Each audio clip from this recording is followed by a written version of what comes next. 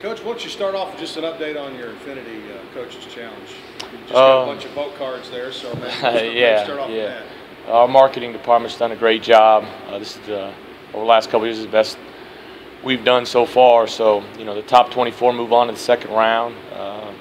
Our foundation is the Lupus Foundation this year, and our goal is hopefully at least to get to the final 16. If we can do that, I think we could raise over $10,000 for lupus, and so that'd be great. So get on ESPN.com, vote daily, for me, and let's see if we can do that as a community and as a university together. Any questions? Yesterday when I talked to you, Coach, you were talking about during practice you're spending a lot of time obviously on defense. There were offense, you're spending a little bit more time in the morning than the afternoon sessions. Is that something that you've always done, or is that just something with this team that they're just able to kind of pick up the offense just a little bit easier? No, I mean, that's when you, now school started today, so now it's just one practice a day. What the great thing about the Christmas break is you can get the guys in the morning and, work out some offensive kinks or do 5-on-0 or get a bunch of shots up. And so, but our practice really won't change much. We will review more offensive stuff, maybe at the very, very beginning, the very, very end, or, at shoot around. And the rest of the practice will be just about getting ourselves better on the defensive end. And that's where it needs to be, because, we've got some good skill players that if we just, preach the right things about making the extra pass, shot selection, sharing the basketball, that getting to the free throw line, that we'll be okay on that end. 3-0 conference play, nice start. Got to feel good about it. I mean, plenty of work still to be done, but that's the way you want to start. Yeah, excited about the start. Now we got to have another great start, to our home conference season, and so it starts Thursday, but it really starts today. With these guys coming by, getting some rest today, and then having 2 really good days of practice and a good shoot around, and just understanding the process and focusing on the process of getting better and getting ready. The more we can improve our team, the better we're going to be at the end. And so we got a good team coming in here Thursday, and they'll be extremely focused, I'm sure, coming off the loss at Eastern Illinois. And so we've got to match that focus and intensity. Specifically with 3 games and doing everything right in the play, scoring more, rebounding more, not turning over. Just talk about how that's developed. I mean, layman's terms, if we're stupid, how are you guys doing this? First off, my staff's done a great job, with the guys, away from the floor, talking to them, keeping them focused on being selfless. Our guys, we've got good kids, and that's why we've been able to get to this point. And now we got to continue to preach selflessness, preach about, I am 3, be third. We say God, family, and then you, or God, team, and then you. They got to be 3. They got to think in those terms, and they got to continue. They've got to become less, and the team's got to become more. And as we continue to do that, we'll get better. Players always talk about how much confidence they have in each other to make plays. Can you just talk about that from the coach's standpoint? Well, we've got a good group of guys, and we're led by an extremely talented point guard. 3 seniors that leadership is just changed. They've just changed. It wasn't very good this summer and early in the fall, and it's changed. And they've done an incredible job. And now they've got to stay the course, and they've got to want more from each other, and they got to expect more from one another. But the best advice I was given is focus on the process. If you got good kids, the end results will be there at the end. If you got good kids and good players, and we have that. 1 and 2 against Belmont, got them the first time. It cost you a couple of conference championships. This is easily becoming the big game in the OVC, and it happens on Thursday. Each game we played them 3 times, and our point total is the exact same. The one down there last year, was a great game.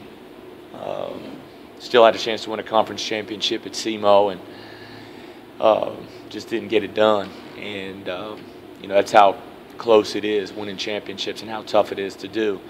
But if Cameron's in that same situation, we're rolling with it, and we'll take our chances any day. The championship game's the one that hurts the most, because as a coach you feel like you let your guys down. That senior class had done so much, And credit Belmont, they were resilient the last minute and a half. You know, we didn't make free throws. We gave up some easy baskets, and then they, to their credit, they made some really tough shots. Karan was really big, and so, but that's all in the past, and it's over and done with, and everybody's got to move on from that, and we just got to focus on trying to be better than Belmont on Thursday, and not worry about everybody else, and not even worry about Belmont and what they're going to do. If we do what we're supposed to do, we'll be in good shape. But you know, we know how good they are. We know how great Coach Bird is. You know, you can go on and on and on, but we got to be the aggressors. We got to be in attack mode every day. Whether it's Belmont, Tennessee State, doesn't matter. That needs to be our mentality. From the Belmont angle, they've come in and they've just been OVC. You know, we're going to take this conference by charts. Talk about from that angle that they're not scared of anybody. You know, they just come in and play. Well, they're good. I mean, they're good. They're great for the league. They're a great program. But Murray is too.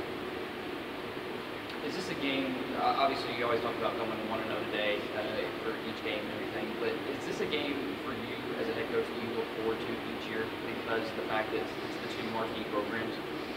I think you just look forward to it from a standpoint only that you want to be a part of big games, but the only reason you're part of big games is if you're winning. If we were 4-13, it wouldn't be a big game.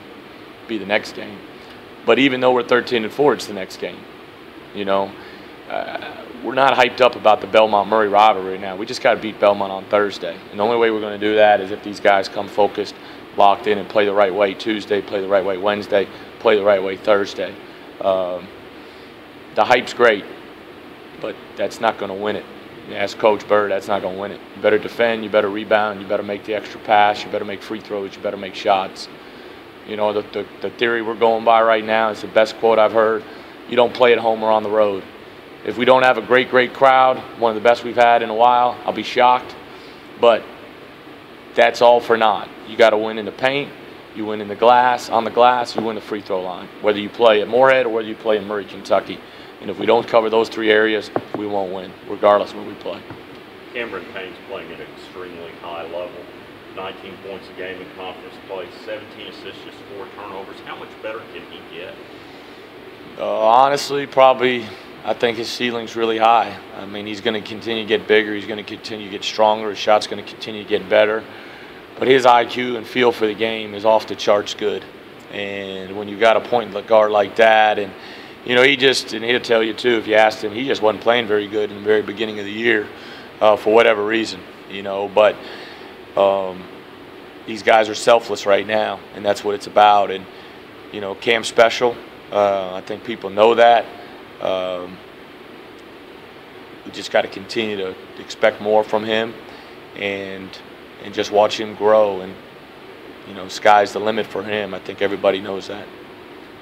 I just looked at the stat sheet. In the past 3 games, Jarvis has been in the line 34 times, just a ton more than everyone else. Cam in second at 10. Just talk about his ability to get inside. I talked to you a little bit about last night, but you know, you said he 73, 74% of those. Well, he's been aggressive, and that's why we got to continue. You know, we've really tried to focus on getting the ball inside, and these guys are doing a great job of going inside out. The Jarvis was posting. He's been relentless the last couple games, and the next challenge is Belmont. And he's got to try to dominate those guys too and get to the free throw line. You know, we got to get to the free throw line. We didn't shoot the ball great on this trip. I mean, we shot it good, but we didn't shoot it great like we had in that stretch. We didn't shoot free throws at a great clip, you know, but we were able to guard. We were able to score off our defense some. We were able to get some easy baskets, and so that helped us a lot. Ultimately, this is why you play big games like this. You get to put yourself in a situation to play a big game like this. This is what you do. Yeah, they're all big though in conference though. I mean, they all count the same. You know, if we win Thursday, we don't get 2 wins for it. Get the same win we got at Jacksonville. So this is no bigger than the Jacksonville game. I know it's a great TV game. I know it's going to be. We got ESPNU coming here and all that, and that's great. But it's the 4th game in conference. You know, it'd probably be great if this game was in late February, but it's January, whatever, 15th, I think it is. And so that's all. It's one game, and we got to be ready to go, and we got to try to be good on Thursday night. And the only way you can do that, the only way you're going to beat Belmont is if you defend them at a high level. Seems like Jonathan Farrell is really starting to get back to the type of player he used to be. Can you just talk about him the last few games and what he's been? Well, he's just, I mean, if you look at our team from where we were in the fall to now, we're just different. We played the Houston game. There's a couple games you always wish you'd get back, and Houston and Portland are two of them. But, Farrell was just out of shape and hurt, early in the year, and he's our starting five-man, the senior. So that hurt us. Rambo was ineligible. So Farrell's, the growth he's made of getting in shape, you can see. I mean, the way he hedges ball screens now, the way he can switch on ball screens, the way he's going to try to rebound on the offensive, defensive end, he's just a different player, and he's getting back to the form he was at the end of the tail of last year, and that's big for us. It's really very, very big.